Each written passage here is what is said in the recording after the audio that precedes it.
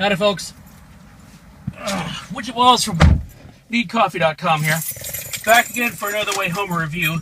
Here's how it works for the uninitiated. I have just left the cinema where I have seen a film, and somewhere over there. And I'm going to tell you about that film on my way home because it just saves all of that typing. So yes, we're here today to talk about Snowpiercer. Okay, Jesus, where to begin? All right, well, as we know, of course, we're, bad stewards of the planet and whatnot, and we have the best idea to save mankind from ecological destruction since Highlander 2 and the Giant Shield. And just as the shield didn't really work out like everybody planned, it also basically, this plan didn't go so well. So yeah, the world freezes, basically. We go from global warming to global freezing.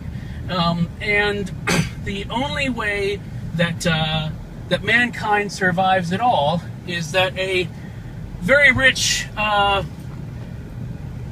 industrial type of magnet type guy happens to have a fully what's the word I'm looking for? Completely sustainable, completely closed environment. Maybe that's it.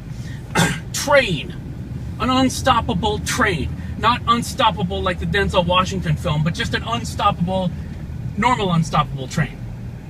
That's normal. And so for years and years and years, this train has been basically making its route, a very circular route around the planet which is pretty much frozen and there's devoid of life. So the only life is in this train. And because humans are involved and we can't save ourselves without, putting somebody... We can't save ourselves without putting some sort of weird caste system in place. It doesn't matter if you're in a farmhouse that you found that was abandoned and you took it over and you're fighting over who's in the basement versus who's got the television or a train. It doesn't matter. That's just the way we are, which we're so stupid. And the sad thing is that you just go, yeah, that's totally us. So anyway, you've got people who are the well-to-dos that are towards the front of the train, and you got the wretched refuse of humanity, in quotes, in the back of the train. And the people in the back of the train, as you can well imagine, are put upon and treaded upon and all kinds of other horrible things. And so Chris Evans plays Curtis, who is our protagonist, who is going to lead the people in a revolt against the revolting people in the front. That's pretty much it. That synopsis is weird enough, but let me just tell you, watching the trailer for this, and having had some people go, "Oh, Snowpiercer," and I'd heard of it, but I wasn't really familiar with the story. I thought, well, that's a weird premise. And then I saw the trailer and I was like, oh God, that's even weirder than I thought the premise would be. And now, having seen the film, I can tell you it's utterly surreal and completely mental. In that,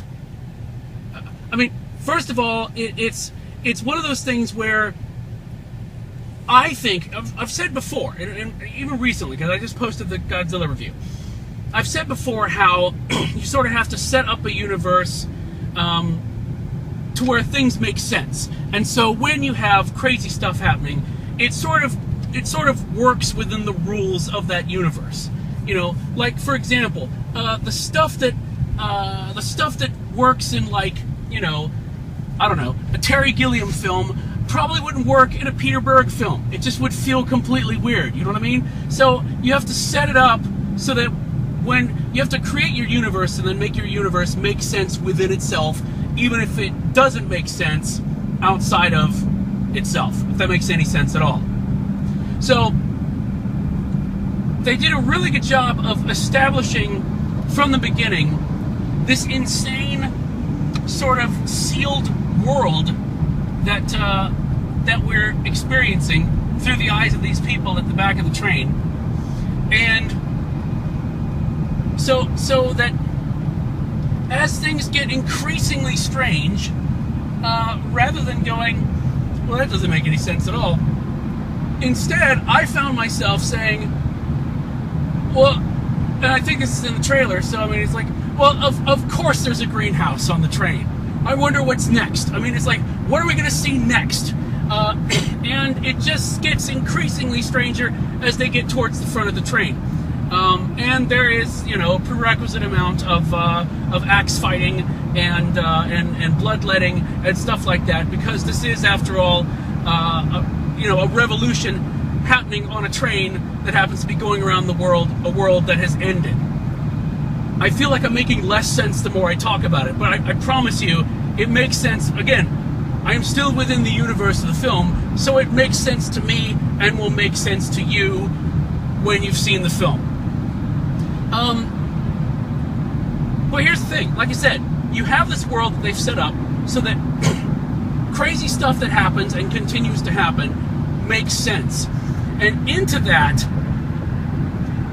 you have a really incredible cast of characters who are playing degrees of insane people within this insane universe, of which, you know, Chris Evans is the most sane of the bunch. And I mean, yes, to a certain extent, you can watch this and go, this is like, instead of snakes on a plane, we've got Captain America on a train. And there are some moments, just because, like, for example, Chris Evans is great at losing himself in a role. I mean, I didn't even realize until much later that was him in Scott Pilgrim. You know, if you didn't know that was him playing the crazy ice cream truck driving assassin in The Iceman with Michael Shannon, you probably would have missed him. But he's one of those where you'll go back later and go, oh my God, that was him. But I almost think they're playing with the fact that he is, you know, he is seen as Captain America, playing this protagonist hero role. And I think they play with that in interesting ways, to the film's benefit. You also have John Hurt. He's in the back of the train. It would be a giant bus going around the world. It would be like Speed, Speed past. That could be the third Speed film. I'm sorry I even said that. I take it back. So you have Jamie Bell. You have a very interesting cast of characters who are, again, playing different levels of crazy amidst the crazy.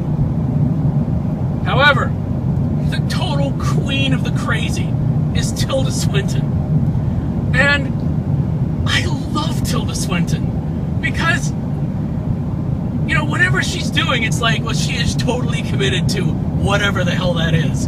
And with this, it's just like, wow, that is, again, she is probably the craziest amongst the crazy in this universe.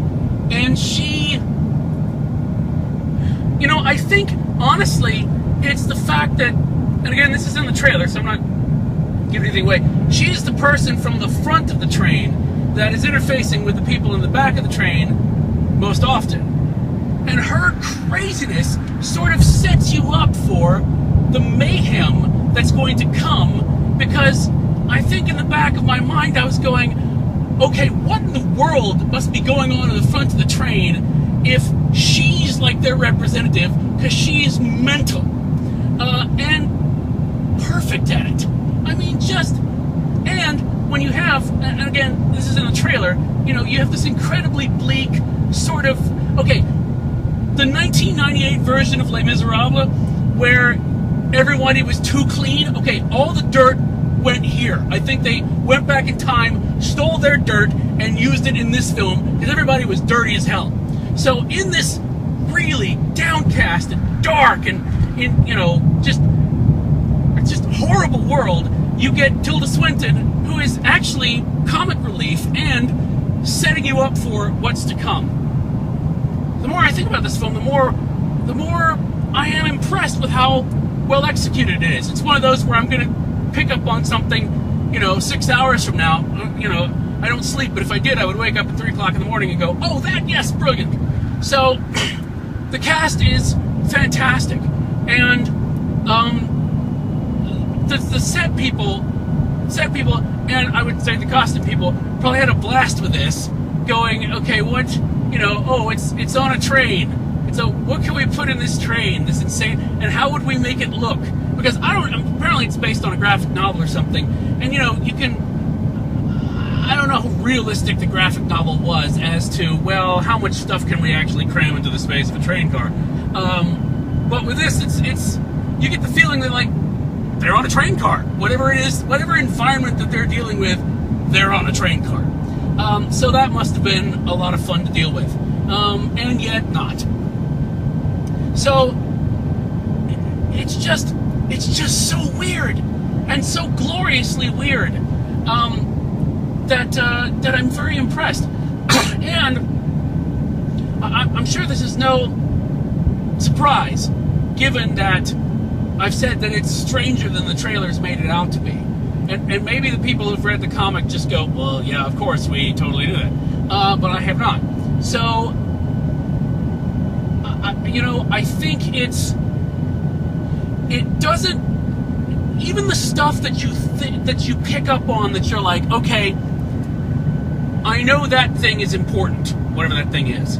I know this is going to come back, right?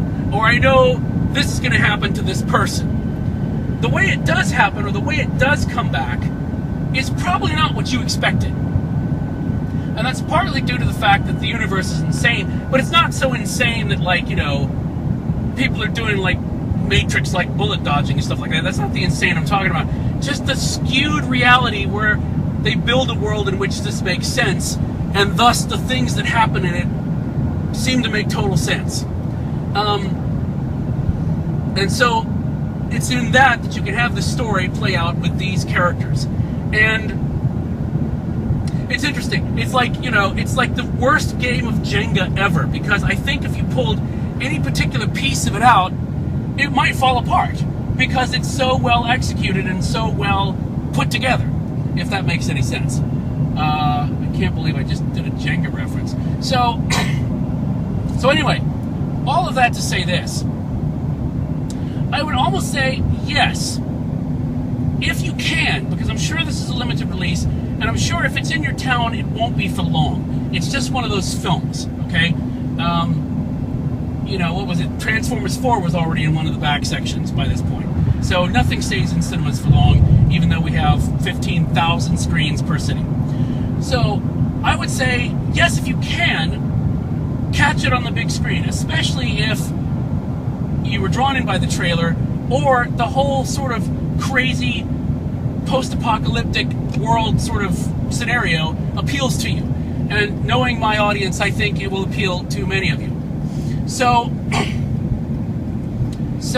yes, I would say recommendation as far as seeing it, yes, please see it. If you can't, though, just make sure you see it on as big a screen as possible, because not because there's a great deal of Michael Bay level things. It's not like Godzilla where you go, that's an IMAX movie right there, just because I want big monsters. It's just because of the constricted nature of what they're showing you. It just seems to work best on a big screen for the contrast of it.